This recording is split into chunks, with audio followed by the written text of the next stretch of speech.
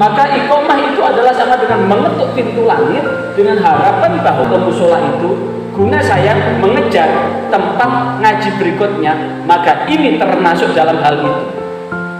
Kalau memang tergesa-gesa, ngajinya jangan sampai isya. Sebelum Assalamualaikum warahmatullahi wabarakatuh. Salam jumpa dengan Suluh Berkah Channel. Kali ini adalah kegiatan bimbingan penyuluhan di Balai Pelayanan dan Rehabilitasi Sosial BMKS Dinas Sosial Provinsi Jawa Timur yang ada di Jalan Pahlawan, Sidoarjo.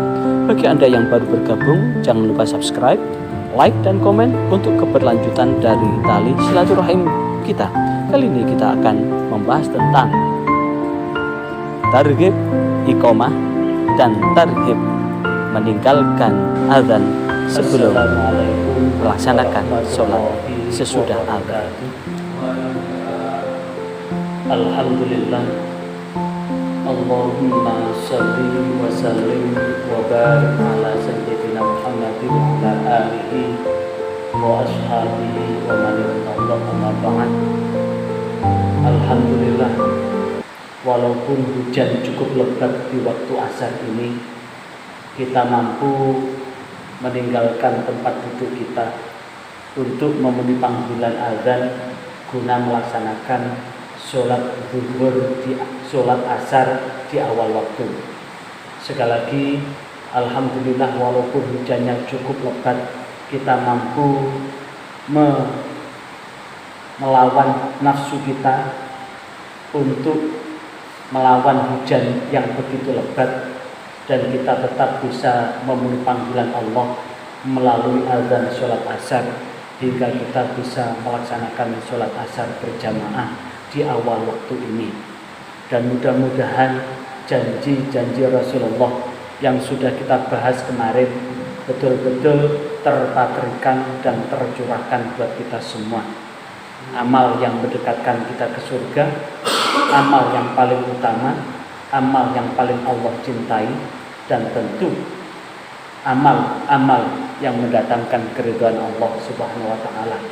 Sekaligus di waktu di mana malaikat siang dan malaikat malam berkumpul di waktu asar seperti ini. Pada kesempatan ini saya akan menyampaikan materi tentang targhib atau janji-janji Rasulullah fil iqamah, di dalam masalah iqamah, dan ancaman Rasulullah dari orang yang keluar dari masjid sesudah dikumandangkan azan tanpa ada halangan apapun. Apa yang dimaksud dengan orang yang keluar dari masjid? At-targhibu utawi janji utawi ancaman, at-targhibu utawi ancaman minal khuruji saking metune, minal masjidi saking masjid, ba'dal azan sakwuse azan sesudah azan, li ghairi udhrin tanpa ada halangan. Yang pertama adalah at-targhibu fil iqamah, janji-janji fil iqamah utawi janji-janji utawa ganjaran fil iqamah sing hubungane dengan iqamah. Apa itu iqamah? Satu kalimat, rangkaian kalimat yang dibaca oleh muadzin sebelum dikumandangkan sebelum dilaksanakan sholat jamaah, di mana iqamah itu adalah bacaannya separuh dari azan. Sekali lagi, iqamah itu adalah bacaannya adalah separuh dari azan. Allahu Akbar mestinya dibaca 4 kali, dibaca 2 kali. Syahadat mestinya dibaca 2 kali, dibaca 1 kali. Baik syahadat tauhid maupun syahadat Rasul mestinya dibaca 2 kali, dibaca 1 kali.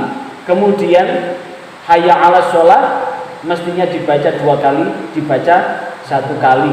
Dan kemudian ditambah dengan qad qamatis sholah dan seterusnya. Maka itulah yang disebut dengan iqamah. Iqamah itu adalah ibarat orang, di dalam satu riwayat, iqamah itu adalah ibarat orang bertamu ke rumah, maka sebelum si tuan rumah itu membuka, maka iqamah itu sama dengan mengetuk pintu. Maka iqamah itu adalah sama dengan mengetuk pintu langit dengan harapan bahwa sholat kita ini masuk sholat yang masyhudan, sholat yang disaksikan. Lah berkaitan dengan iqamah itu, an Abi Hurairah wis kacerita sangka Abu Hurairah radhiyallahu Allah muga-muga ngridani an kanggo Abu Hurairah kala ngucap sapa Abu Hurairah kala Rasulullah sallallahu alaihi wasallam ngucap sapa Rasulullah sallallahu alaihi wasallam idza nudiya nalikane den jumenengaken bisalah lan salat ada bara syaitan yang membuat setan itu terbirit-birit, yang membuat setan itu terbirit-birit, dan di situ walahu duratun hatta la yasma ta'dzin, sehingga di situ setan terbirit-birit karena apa? Karena dia mendengar panggilan itu. Fa idza qudatil adzan wa idza qudatil adzan, ketika sudah selesai dikumandangkan adzan aqbala, maka madeplah setan itu. Faida subiba adabara, dan jikalau kemudian saat itu maka kemudian setan itu adalah lari terbirit-birit. Maka sebetulnya itu adalah bahwa idza subiba bis shalah, ketika dilakukan mau sholat dan disitulah kemudian dibacakan iqamah, dikumandangkan iqamah, futihat abwabus sama, maka terbukalah pintu langit. Makanya ketika kita beriqamah itu sama dengan mengetuk pintu langit. Ketika sudah dibacakan, dikumandangkan iqamah, setelah dibacakan iqamah maka terbukalah langit, futihat abwabus sama, maka dibukalah pintu-pintu langit. Wastujibat doa, dan kemudian doa itu diistijabahi. Apa itu?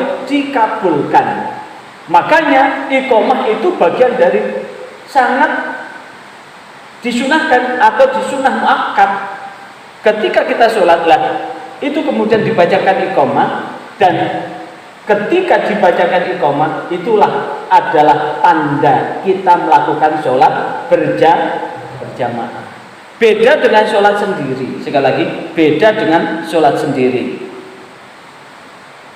Dan kemudian di dalam riwayat yang lain, yang tadi idza tuliba bis shalah, ketika diqamah untuk melakukan sholat, futihat abwabus sama, maka terbukalah pintu langit, itu adalah hadis riwayat Imam Ahmad. Kemudian di dalam hadis yang diriwayatkan oleh Imam Ibnu Hibban, Rasulullah SAW bersabda, sa'atani la turaddu ala da'in, sa'atani la turaddu ala da'in. Sa'atani adalah dua waktu. Sa'atan adalah dua waktu, la turaddu, tidak akan ditolak, ala da'in, ing atase wong kang donga. Yang pertama adalah dakwatuhu hina tuqamus shalah, adalah doanya ketika dia menegakkan sholat. Ketika dia menegakkan sholat. Jadi ketika kita sholat, doa-doa yang kita baca di sholat itu tidak akan ditolak oleh Allah. Di mana doa kita ketika sholat? Yang paling monumental adalah, yang paling tercatat doa itu lengkap adalah ketika kita duduk di antara dua sujud. Duduk di antara dua sujud itu ada 8 doa kita. Rabbighfirli warhamni wajburni warfa'ni warzuqni wahdini wa'afini wa'fu anni. Ada 8 doa di situ. Kalau kemudian merujuk pada dawuh Kanjeng Nabi, riwayat Imam Ibnu Hibban ini fi shahihihi, di dalam kitab sahihnya, maka doa itu adalah tidak akan ditolak oleh Allah. Rabbighfirli, ampunilah dosaku, warhamni, rahmatilah aku, wajburni, lapangkanlah diriku, warfa'ni, angkatlah derajatku, rabbighfirli warhamni wajburni, warzuqni, anugerahkanlah rizki, wa'afini, berilah kesehatan, wa'fu an, maafkanlah, Rabbi firli warhamni wajibun warfa'ni warzuqni wahdini berilah petunjuk. Rabbi firli warhamni wajibuni warfa'ni warzuqni berilah rezeki. Wahdini berilah petunjuk.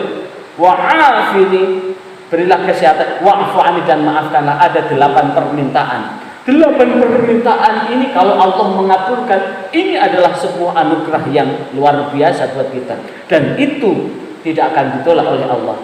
Kemudian wa fi saffi fisabilillah, di dalam barisan orang yang sedang berperang. Orang yang sedang berperang membela agama. Ini adalah doanya yang tidak akan ditolak oleh Allah. Orang yang bekerja untuk keluarganya mencari yang halal, itu juga di dalam barisan orang yang berjihad di jalan Allah. Orang yang bekerja mencari yang halal itu sama dengan fisabilillah di jalannya Allah. Orang menuntut ilmu itu ya juga di jalannya Allah. Orang yang bepergian untuk kebaikan itu juga di jalannya Allah. Musafir yang untuk kebaikan itu juga di jalannya Allah. Sehingga doanya tidak akan ditolak oleh Allah. Ini berkaitan dengan iqamah. Intinya bahwa iqamah itu adalah ibarat orang bertamu mengetuk dulu. Maka iqamah ini adalah mengetuk pintu langit, sehingga pintu langit terbuka. Ketika pintu langit itu terbuka, maka doa orang yang sholat itu tidak ditolak oleh Allah Subhanahu wa ta'ala. Itu yang pertama. Yang kedua, at-tarhibu minal khuruji minal masjidi. At-tarhibu utawi ancaman minal khuruji saking metu minal masjid saking masjid ba'dal adzan ing dalem sakwise adzan li ghairi udhrin tanpa ada halangan. Apa ancamannya? Nah, ini hadis yang diriwayatkan oleh Imam Ahmad an Abi Hurairah, dari Abu Hurairah radhiyallahu anhu qala, bahwa Abu Hurairah berkata, kharaja rajulun, keluarlah rajulun seorang laki-laki, ba'dama sa'use iku adzana muadzin, sesudah muadzin mengumandangkan azan. Ada seorang laki-laki ada di satu tempat, kemudian ada muadzin sedang azan, kemudian laki-laki itu keluar. Ini hati-hati. Ketika kita ada di satu tempat dan kita mendengarkan azan itu, kita tidak melaksanakan panggilan azan itu, malah menjauh dari tempat azan itu. Faqala amma hadza qad asa, maka bersabdalah Rasulullah, amma hadza faqad asa. Maksudnya Abu Hurairah, faqala, maka berkatalah Abu Hurairah, amma hadza, inilah faqad asa, sungguh dia termasuk orang yang maksiat. Abul Qasim, menyulayani Abul Qasim. Siapakah Abul Qasim itu? Abul Qasim itu bapak Qasim, Rasulullah SAW. Maka dia ini termasuk orang yang membuat man aso itu adalah orang yang membuat setan itu bergembira. Wa haramahu min thawabi sholatil jamaah, dan disitulah yang kemudian setan yang gembira karena ada orang yang adzan, kemudian dia meninggalkan orang yang adzan tadi, itu membuat setan itu bergembira. Tsumaqala, kemudian Rasulullah sallallahu alaihi wasallam amarona. Tsumaqala,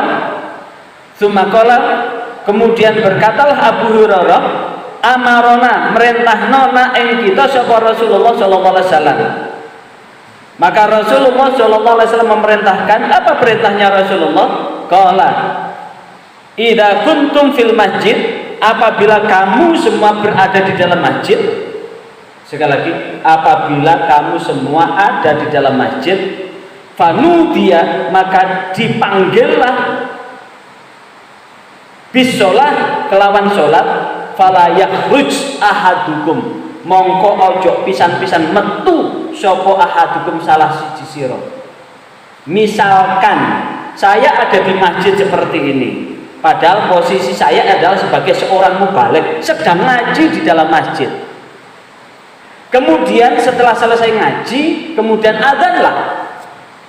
Adzanlah muadzin untuk tanda, misalkan saya habis ngaji zuhur sampai asar karena saya tergopoh-gopoh karena ada acara berikutnya, maka sampai asar begitu muadzin, misalkan Mas Wahyu adzan, Mas Hanafi adzan, kemudian saya meninggalkan adzan itu, maka inilah yang sesungguhnya lam yahruj, jangan sekali-kali salah satu di antara kamu itu keluar hatta yusolli, hingga kamu sholat. Jadi kalau kemudian kita tergesa-gesa, ya jangan kemudian kita menghabiskan sampai waktu masuk sholat itu sehingga dikumandangkan azan. Kalau memang tergesa-gesa karena ada acara, misalkan saya ngaji begitu ya, taruhlah saya ngaji habis zuhur, kemudian saya tergesa-gesa asar, saya harus ada di tempat, saya ngaji di tempat itu, maka supaya saya tidak kena dengan ancaman ini, maka saya harus menyelesaikan di jam 1:30 sehingga tidak sampai muadzin itu mengumandangkan azan. Atau saya ngaji habis maghrib lah, saya ngaji habis maghrib, karena habis isya itu saya harus ngaji di tempat yang lain juga, sehingga ketika isya dikumandangkan, saya tetap meninggalkan masjid itu atau musola itu, guna saya mengejar tempat ngaji berikutnya. Maka ini termasuk dalam hal itu. Kalau memang tergesa-gesa, ngajinya jangan sampai isya, sebelum isya selesaikan. Kenapa?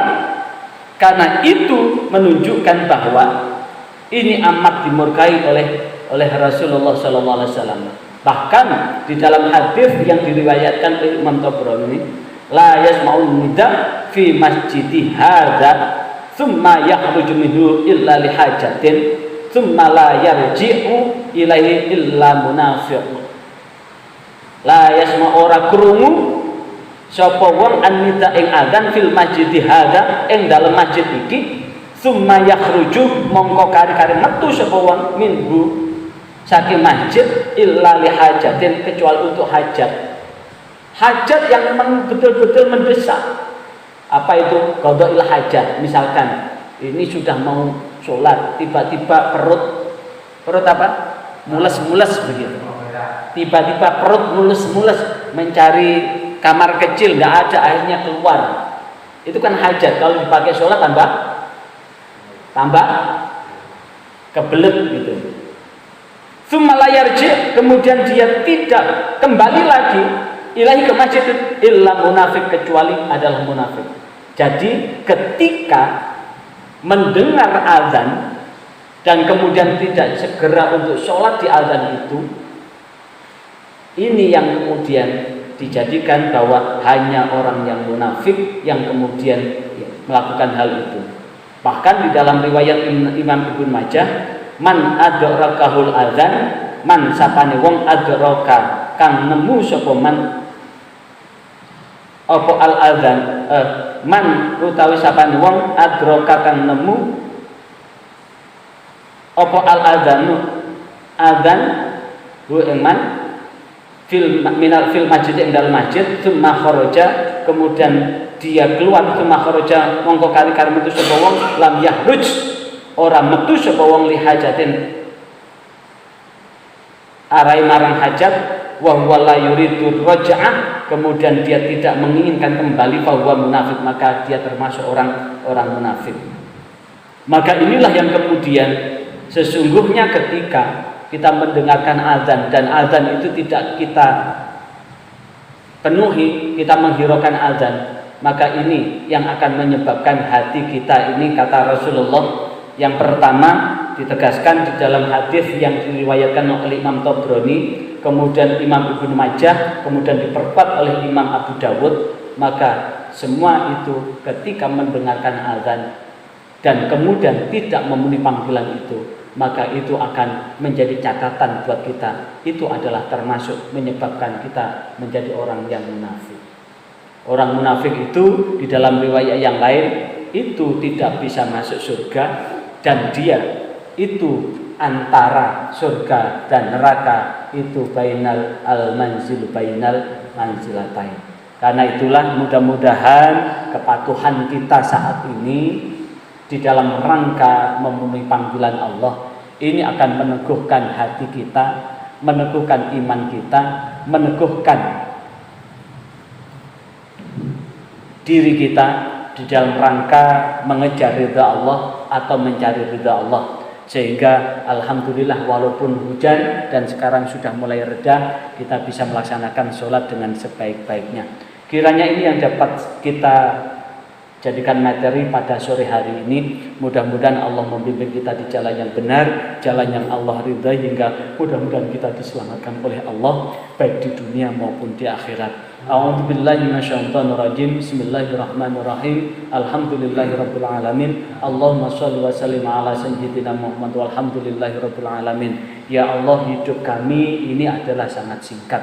Kelak kami akan meninggalkan dunia ini. Karena itulah ya Allah, tidak ada satupun yang kami bawa kecuali amal kami. Karena itulah ya Allah, bimbinglah hati kami, bimbinglah pikiran kami, bimbinglah jasad kami ini, jiwa raga kami ini untuk tetap menjadi hamba-hambamu yang muttaqin, hamba-hambamu yang mukminin, hamba-hambamu yang mukhlisin, hamba-hambamu yang muhsinin, hamba-hambamu yang abidin, hamba-hambamu yang qanitin, hamba-hambamu yang ahli kebajikan dan kebaikan. Dan selamatkanlah hidup dan kehidupan kami, hidup dan kehidupan istri kami, hidup dan kehidupan anak turun kami. Selamat dunia, selamat pula di akhirat, dan selamatkanlah kami dari api neraka. Rabbana atina fid dunya hasanah wa fil akhirati hasanah wa qina adzabannar. Subhana rabbika rabbil izzati amma yasifun wa salamun alal mursalin walhamdulillahi rabbil alamin.